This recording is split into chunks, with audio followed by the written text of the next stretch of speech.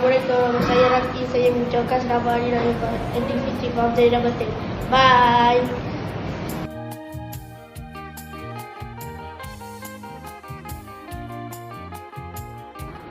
Assalamualaikum, nama saya Irham.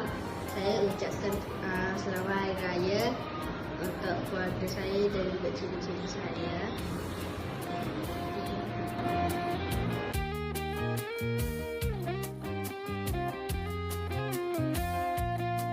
Assalamualaikum.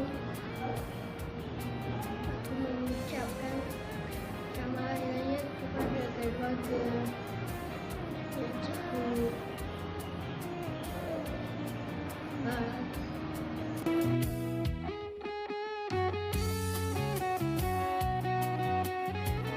Selamat hari raya, ayah selamat hari raya, cikgu selamat hari raya. Ada raya?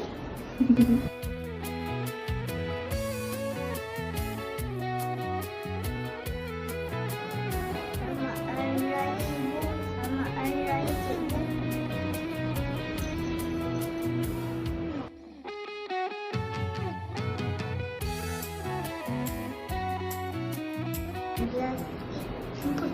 Selamat hari raya.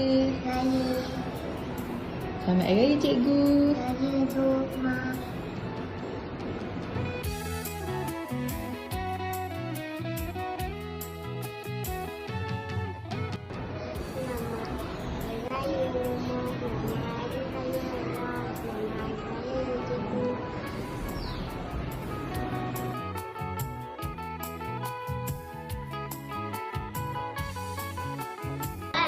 Saya Adam. Saya ingin ucapkan selamat hari raya Mak Raya dan Batin.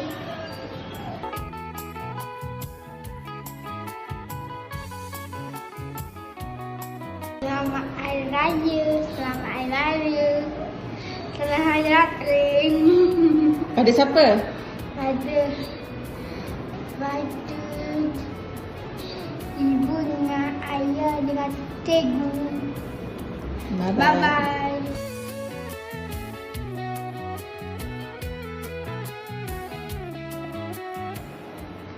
Saya minta selamat hari raya. Nanti mami suruh bapa beli kuih. Hari raya.